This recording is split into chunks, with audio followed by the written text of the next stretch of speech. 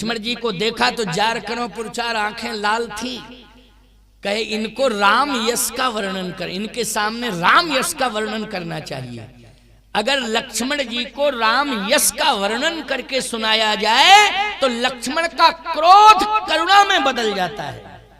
किसमें? करुणा में। यह विशेषता है। इसलिए मैं कहता हूं जब भी क्रोध आवे तो रामायण पढ़ो। क्या पढ़ो?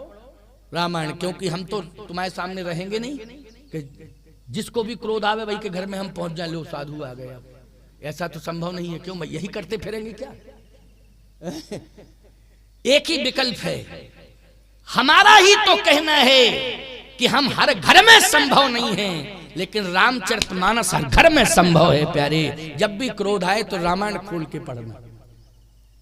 एक बार एक सज्जन बोले महाराज पत्नी को बहुत क्रोध आता है और हमें भी क्रोध आता है, तो कभी गड़बड़ ना हो जाए। हमने कहा तुम एक काम किया करो। क्या? जब पत्नी क्रोध करे तो तुम पत्नी से कुछ मत। बोले कुछ तो कहना पड़ेगा। हमने कहा मंगल भवन में मंगलहारी, द्रवांशु दशरथ अजर बिहारी। अरे बोले ऐसे कहने से थोड़ी क्रोध उसका शांत होता है। कैसे? बोले बकबकाती रहती है, वो बोलती ही रहती है। तो हमने कहा जैसे ही वो स्वर ऊंचा करे तैसे ही तुम भी मंगल भवन है मंगलहारी, द्रवांशु दशरथ अजर बिहारी, मंगल भवन है मंगलहारी। क्यों भाई? ईमानदारी से बताओ कब तक क्रोध करेगी? कब तक करेगी क्रोध? अपने आप ही क्रोध शांत होगा कि नहीं होगा? बोलो भाई। और यदि तुमने उसके क्रोध पर प्रतिकार कर दिया, जवाब दे दिया, तो फिर क्रोध बढ़ता जाएगा और समस्या बहुत बड़ी जटिल हो जाएगी। कहे महाराज ये आपने बहुत अच्छी बात कही, बहुत अच्छी बात कही। और यही प्रयोग उसने किया। एक दो बार जो है रामायण ही की चौपाइयां पढ़ी। हमने कहा एक चौपाई नहीं, रामायण रोज पढ़ो, 10-5 याद कर लो, बेई चौपाइयां सुनाया करो। तो जैसे ही वो चौपाइयां सुनावे तेज स्वर में, तैसे ही पत्नी माथा पकड़े, ऐसे करे, बोले कुछ ना। अब बताओ रामायण की चौपाइयों ने दबा दिया कि नहीं दबा दिया? उसका मुंह ही बंद कर दिया, मुंह ही बंद कर दिया। अंत में धीरे धीरे धीरे धीरे समन्वय बन गया। उसने कहा तुम भी रामायण पढ़ा करो। पढ़ो तो रामायण, क्या है इसमें?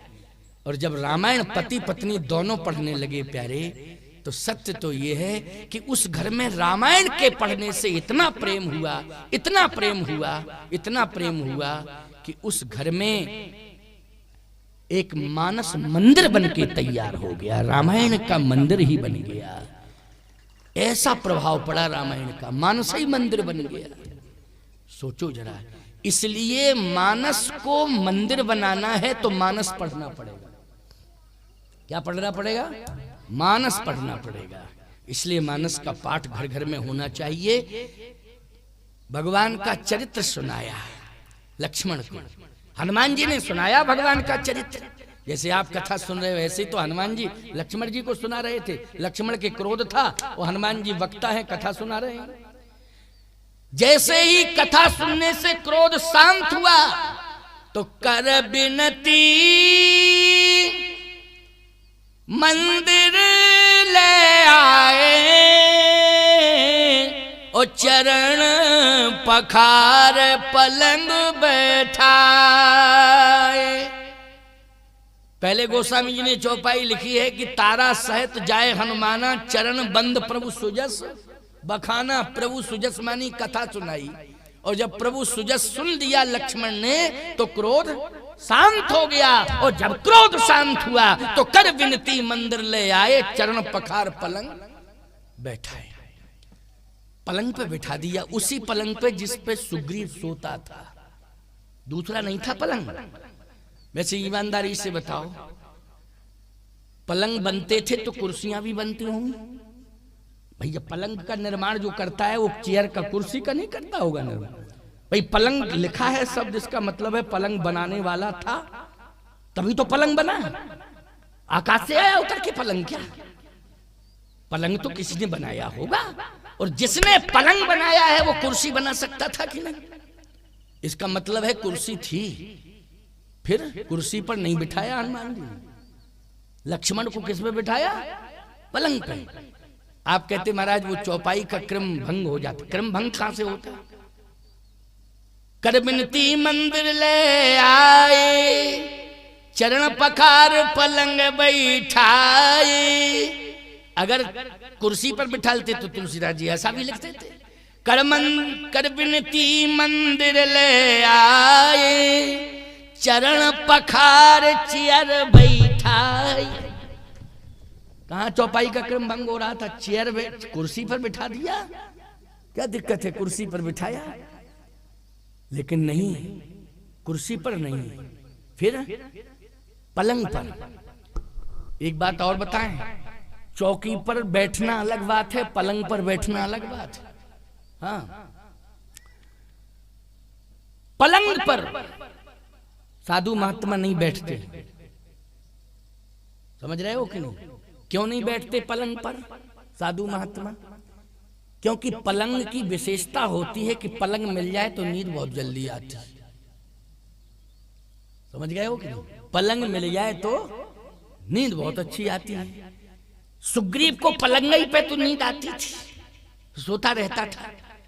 लक्ष्मण जी ने प्रतिज्ञा की मैं 14 साल सोऊंगा ही नहीं, और जिसने प्रतिज्ञा की हो कि मैं 14 वर्ष तक सोऊंगा नहीं, उसे पलंग पे बिठा दिया। क्यों भाई, उसको पलंग पर बिठा दिया।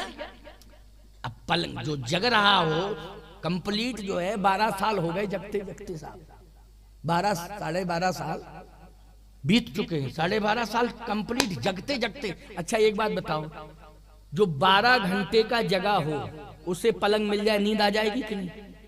चलो भैया 12 घंटे की बात छोड़ो, 12 दिन से जो जगह हो, बोलो नींद आएगी कि नहीं आएगी? उसे नींद आ जाएगी। लेकिन जो 12 साल से जग रहा हो उसको पलंग मिल जाए, क्या कंडीशन होगी, उस पर क्या बीतेगी, जरा बोलो जल्दी।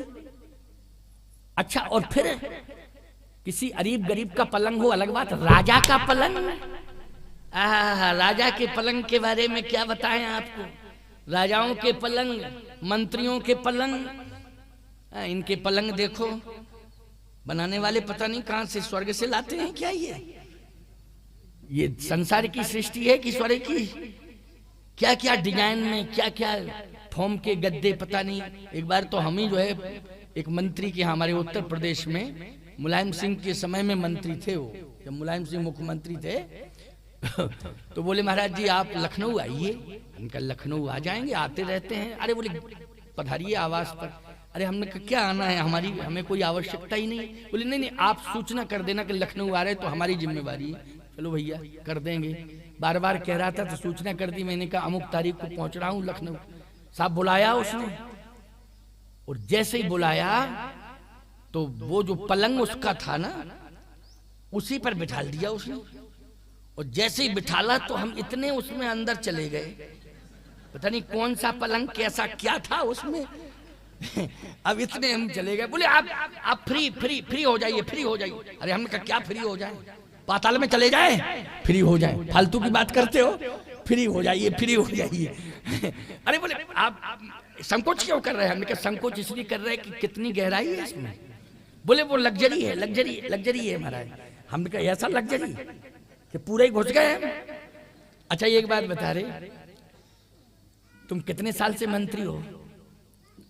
कहे महाराज हमको 2 वर्ष पूरे हो गए। हमने कहा हम 2 मिनट बैठे तब इतने घुस गए, तुम 2 साल में कितने घुस गए होगे ये बताओ।